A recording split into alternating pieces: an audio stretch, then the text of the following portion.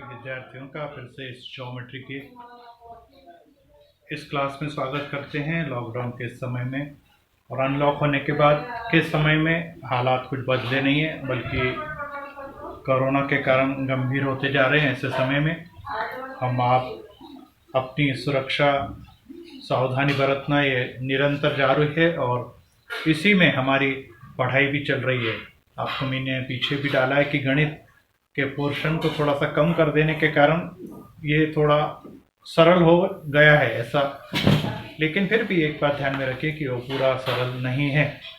मेहनत करने वालों के लिए बहुत सरल है, अच्छे मार्क्स भी ला सकते, पर जो नहीं पढ़ रहे उनको अपने आप सब कुछ आ जाएगा ये नहीं कह सकते, क्योंकि पहले से ही हमारा बेस जो है पाया है वो बहुत कच्चा है और लगभग 4 महीने 5 महीने हम पढ़ाई से लगभग दूर है।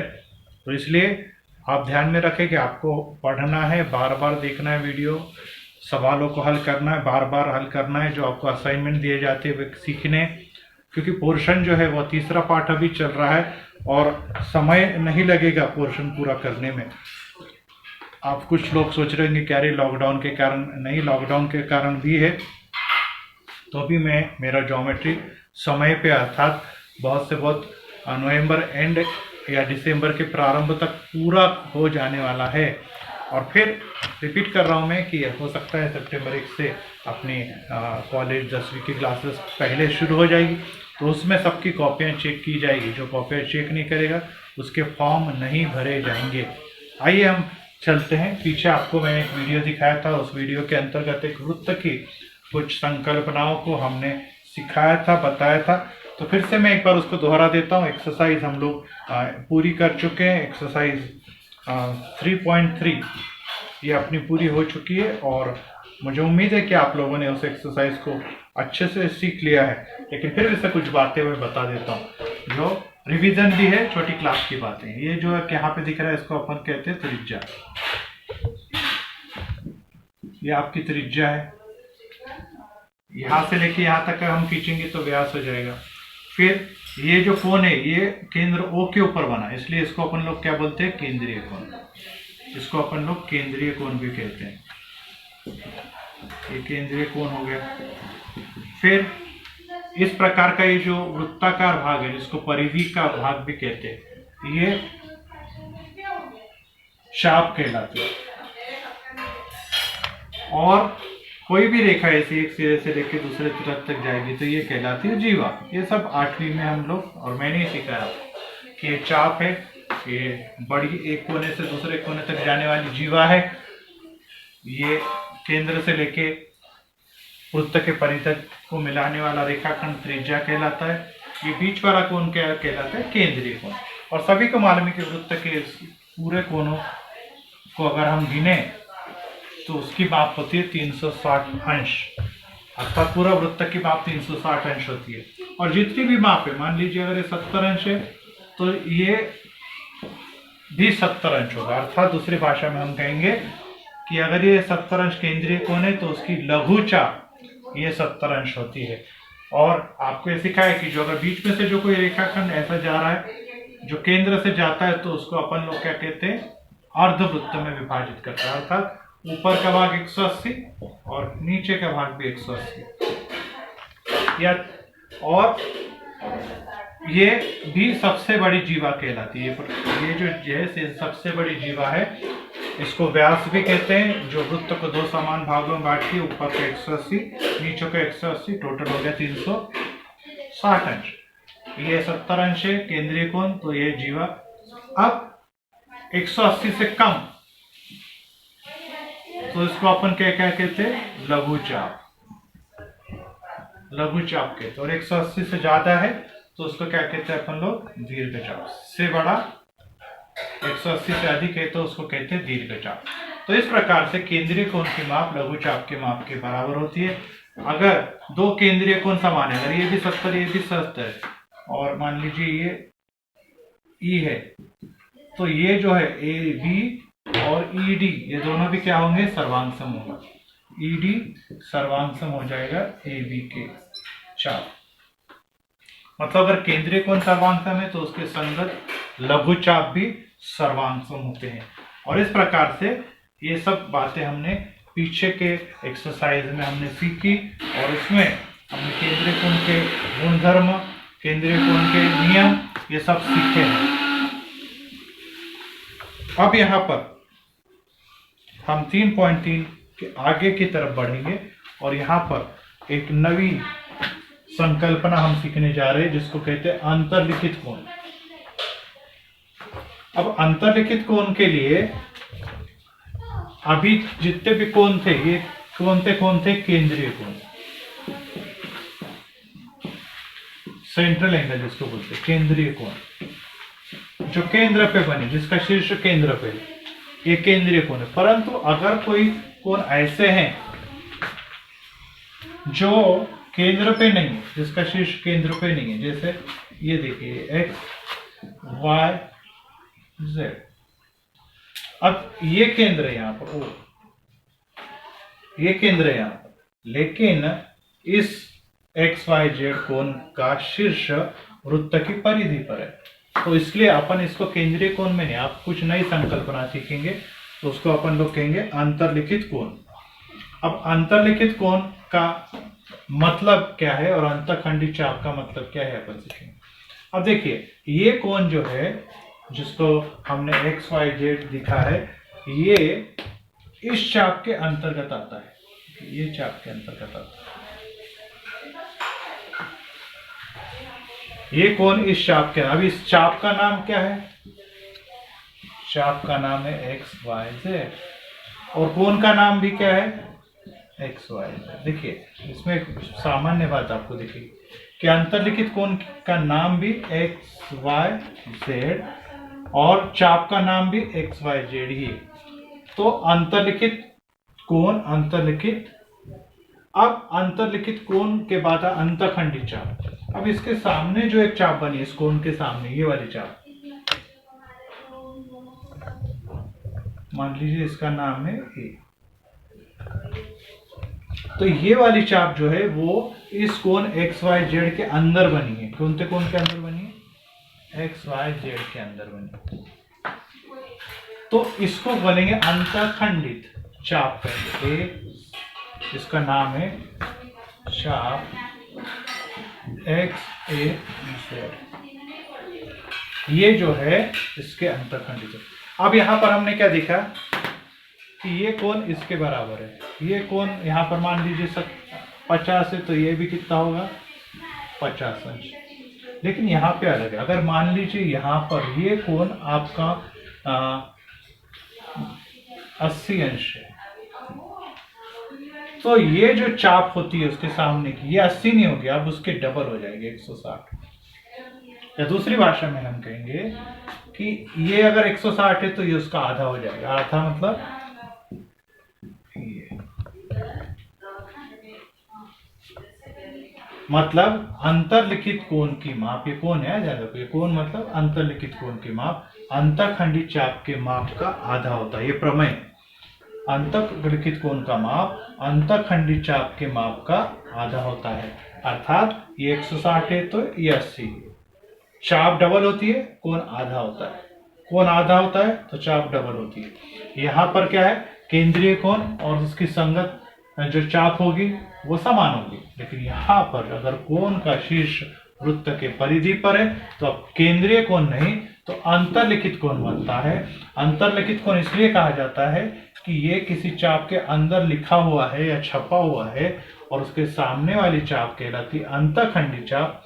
ये आपके अंतःखंडी चाप हो गई और ये आपका अंतर्लिखित कोण हो गया, और इस अंतर्लिखित कोण की माप ये अंतःखंडी चाप के माप के आधा होती है, अर्थात ये रहती है। अगर आप आकृति में देखें तो आपको बिल्कुल और एक बात समझ में आ जाएगी। अगर मैं एक ऐसी सीधी रेखा खींच दूं, मान लीजिए इसका नाम है BC, इसको क्या कहेंगे अपन? छेदन रेखा। ये केंद्र से जा रही है तो ये क्या हो गई? ये उसका व्यास भी हो गया। अब ये कितने का हो जाएगा? आप बोलेंगे सर अब भी आपने सिखाया ये 180 अंश का होगा। ये कितना होगा? 100, ये कितने के अंश का होगा? 180 अंश का हो जाएगा। पर ये केंद्रीय कोण होने के कारण ये 180 है तो ये भी 100, ये 180 तो ये जो कोण है या ये जो कोण है ये कहलाता है केंद्रीय कोण। परंतु अगर कोई कोण इस प्रकार से जाता है यहाँ से, तो उस प्रकार के कोण को हम क्या कहते हैं? अंतर्लिखित कोण। और उस चाप के कोण के सामने की चाप जो उसमें अंदर बनी होती है, जिसको कहते हैं अंतर्भाग में बनी, उसको कहते हैं हम अंतःखंडित चाप कहते हैं। तो अब इसके ऊपर के कुछ सवाल अगर और आप सीख जाएंगे तो आपको और भी ये कॉन्सेप्ट जो है, जो अब मैंने सिखाया, वो सीखने में या समझने में आसानी हो जाएगी। तो कुछ बातें जो है मैं आपको फोटो निकाल के भेजूंगा, वो आपने अपनी कॉपी में बना लेनी है। वो आपने अपनी कॉपी में लिख लेना है, उसके फोटो में आपको भेजूंगा, तो वो आप अपनी कॉपी में बना लो। लेकिन अब मैं इस प्रमेय पर आधारित सवालों को हल करने जा रहा हूं, तो इसको आप बहुत ध्यान से देखेंगे। और इस नियम को मैंने बाजू में ही रखा हुआ है, उसके आधार पर अपन उसको सीखेंगे ये क्या होता है। अब देखिए, पहला क्वेश्चन एक्सरसाइज शुरू हो रही है नवी। एक्सरसाइज है 3.4 का क्वेश्चन नंबर 1। ये कैसी आकृति बनी है? ये केंद्रीय कोण O है, ये AB है,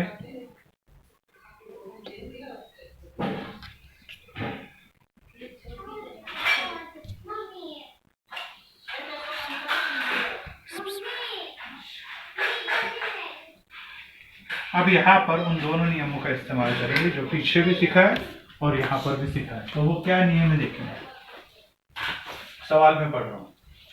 O केंद्र, जीवा AB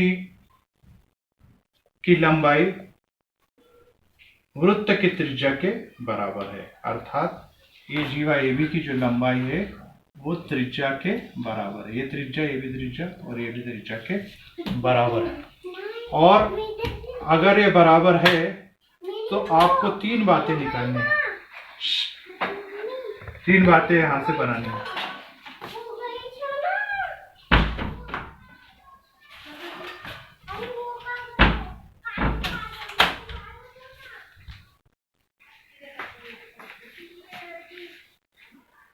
तो अब इस सवाल को कैसे करेंगे देखिए, सबसे पहले अपने को इस पे एक भी कोण नहीं दिया। अब आप कहेंगे सर कोण ही नहीं दिया तो कैसे ज्ञात करने का, तो इसको कैसे करेंगे देखो, त्रिभुज AOB में सबसे पहले AO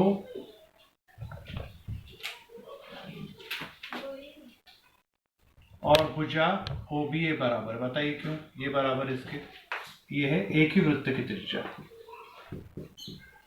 त्रिज्या है, पहली बात। दूसरी बात, यहां पे क्या लिखा है कि जो त्रिज्या है वो चाप AB के बराबर है। त्रिज्या AO या OB चाप AB के बराबर, जीवा AB के बराबर, जीवा AB के बराबर। तो इसलिए ये तीनों भी जब आपस में बराबर हो जाते हैं तो त्रिभुज को बनेंगे AOB को समबाहु त्रिभुज।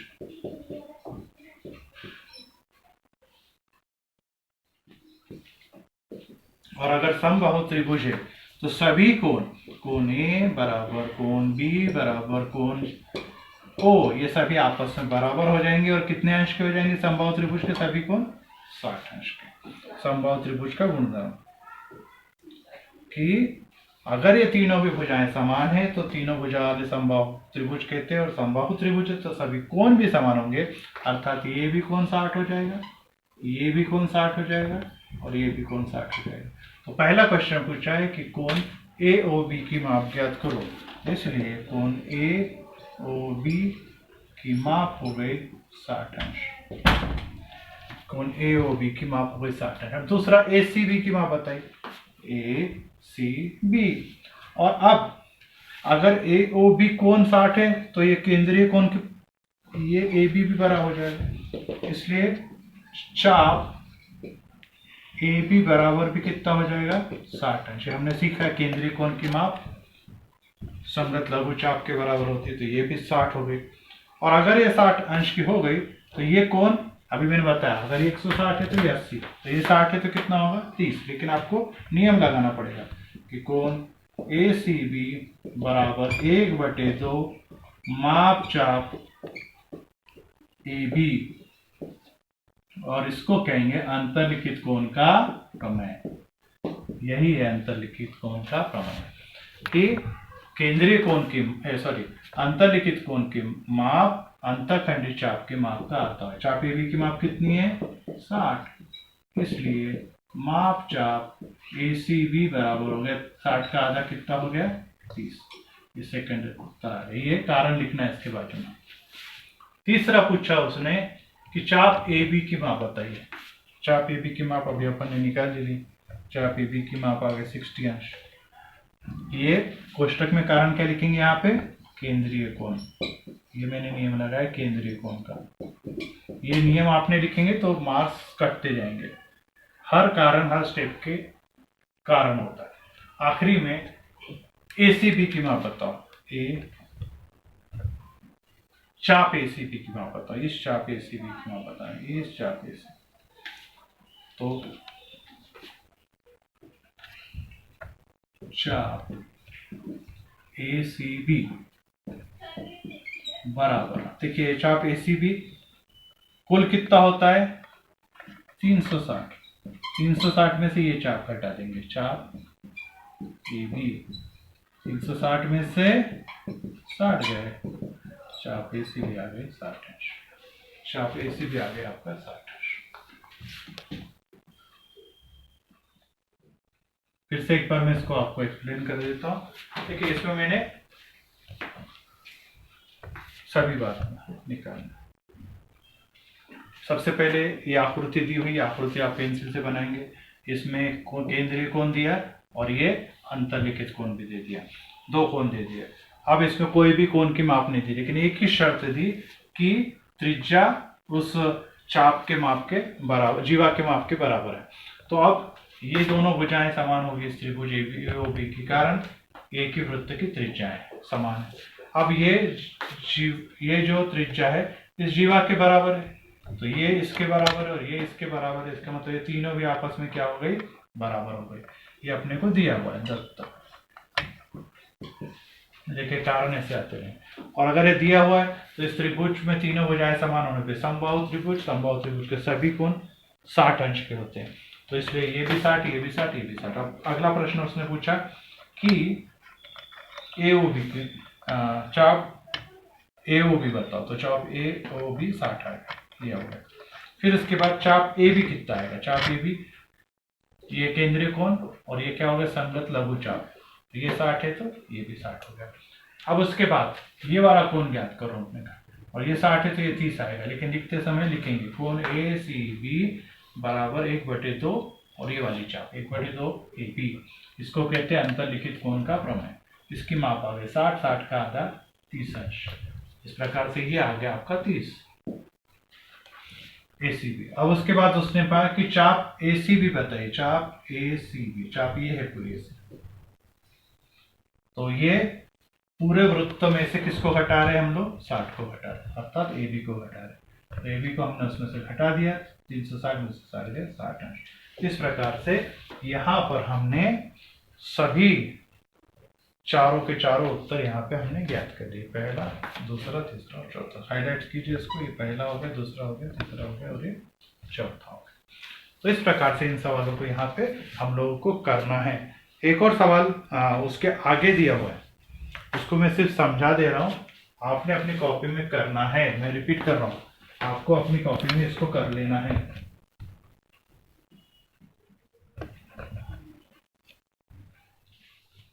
उसमें आकृति बनी हुई है इस प्रकार से। नंबर 2 में हम लोग कुछ बातें सीखने जा रहे हैं।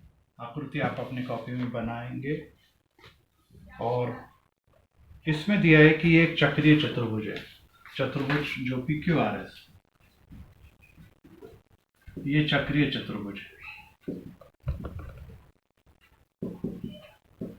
और सभी को मालूम है चक्रीय चतुर्भुज के सभी शीर्ष जो रहते जैसे पी क्यू आर एस ये क्या रहते वृत्त की परिधि पे रहते और इनके सम्मुख कोणों के मापों का योगफल 180 अंश होता है। सम्मुख कोणों के मापों का योगफल 180 अंश होता है अर्थात कोण एस जमा माप कोण पी बराबर 180 अंश। ये चक्रीय चतुर्भुज का गुणधर्म है। अब इसमें कोण एस 110 दे दिया, आपको P निकालना है, 180 अंश आ गया तो P बराबर आ जाएगा 180 में से 110 गए 70 अंश। ये कोण आ गया आपका 70 पहला उत्तर आ गया। इसलिए माप कोण पी क्यू आर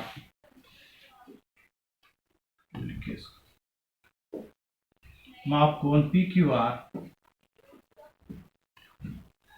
बराबर 70 अंश। पहला उत्तर है। फिर से देखिए चक्रीय चतुर्भुज के सम्मुख कोण पी और आर इसका भी माप 180 अंश, एस और क्यू इसका भी माप 180 अंश। एस की माप दी गई 110, अपने को निकालनी है क्यू की माप, तो क्यू की माप निकालने के लिए 110 इधर गया तो माइनस हो गया और 180 में से 110 घटाया 70 अंश आ गया। अब दो कोण मिल गए अपने को। अब उन्होंने कहा कि माप चाप पी क्यू आर ज्ञात करो, पी क्यू आर ही वाली चाप। और अब आसानी से बता सकते हैं, आपको मैंने सिखाया अंतरलिखित कोण का प्रमेय कि ये चाप डबल होती है कोण से, मतलब 110 से तो ये कितनी आएगी 120, लेकिन इसको लिखना पड़ेगा। ये आपका पहला पार्ट हो गया। सेकेंड पार्ट आपको लिखना पड़ेगा कि अंतरलिखित कोण जो है पी एस क्यू इसकी माप चाप पी क्यू आर के बराबर होंगी। इसको बोलते हैं अंतरलिखित कोण का प्रमेय।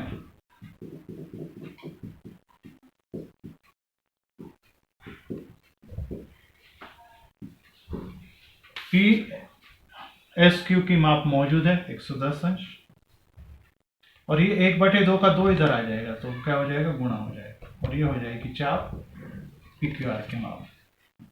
और इस प्रकार से 110 दूनी चाप पी क्यू आर आ गई 220 अंश।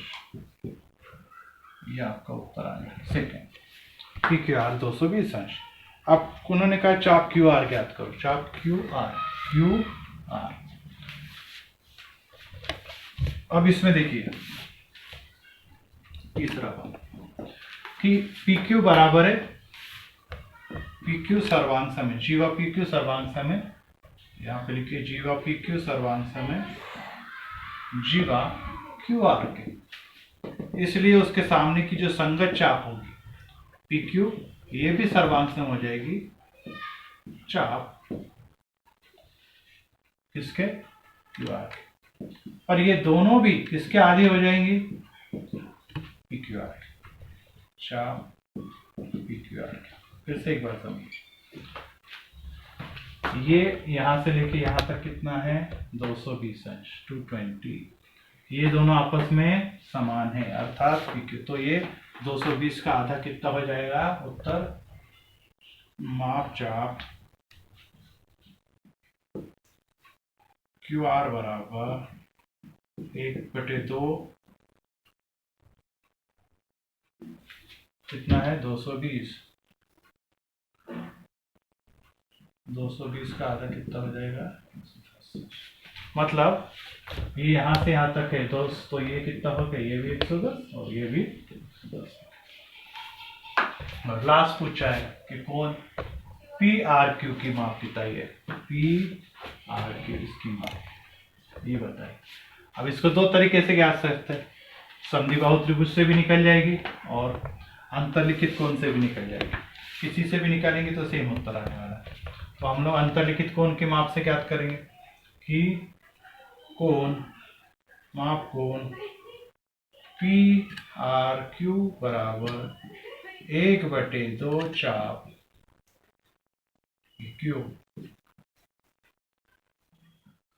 1/2 चाप पी क्यू का मतलब 110 का आधा होगा 55 अंश।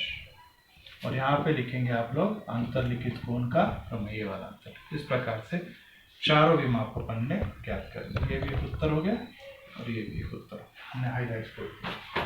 तो इस प्रकार से मैंने आपको ये सिखाया। देखिए एक बार फिर से ये आकृति दी है, आकृति में ये दोनों जीवाएं जो है वो समान दी है। ये कोण है 110 और लिख दिया है कि ये चतुर्भुज जो PQRS से ये चक्रीय चतुर्भुज है। चक्रीय चतुर्भुज के सम्मुख कोणों के मापों का योगफल 180 होता है। तो ये 110 है, तो ये दोनों मिला के 180, 110 इधर आया तो ये घटाने पर आ गया 70, 70 और 10 110 मिलाए तो 180 हो गया। ये पहला उत्तर आया। फिर उसने कहा कि PSQ निकालिए, PSQ, PSQ निकालिए, PSQ। दूसरा भाग है उसका कोण PQR कितना है, PQR सॉरी। तो ये जो है ये वाला कोण अपने को निकालना दूसरा है कि मापचाप PQR कितना होगा। और ये PQR जो है किसके सामने, PSQ के। तो कोण PSQ, माप कोण PSQ ये किसका होगा, चाप PQR का क्या होगा, आधा होगा। बटे में 2 है तो इधर गुणा में 2 हो गया, 110 का डबल 220 का। तो ये 110 है तो ये हो गया 220। अब उन्होंने पूछा है कि चाप QR निकालो, चाप QR ये 220 का तो 110 110, लेकिन डायरेक्ट उत्तर नहीं लिखेंगे। एक और नियम दिया है, ये जीवा दोनों भी सर्वांग सम है। तो ये संगत जीवा का संगत लघुचाप PQ और QR भी क्या हो जाएगा, समान। लेकिन ये दोनों समान है लेकिन किसके आधे हो जाएंगे, इस टोटल के आधे। इस टोटल का नाम है चाप PQR।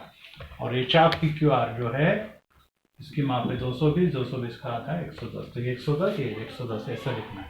और लास्ट में पूछा है कि कोण PQR ज्ञात करो, कोण PRQ ज्ञात करो, ये वाला कोण। तो ये कोण किसके सामने, इसका। तो ये 110 है तो 55 हो जाएगा, लेकिन नियम लिखना पड़ेगा कि कोण PRQ बराबर 1/2 चाप PQ। एक PQ की माप 110, 110 के आगे हो गया 55। तो इस प्रकार से इस सवाल को आपने पूरा करना है।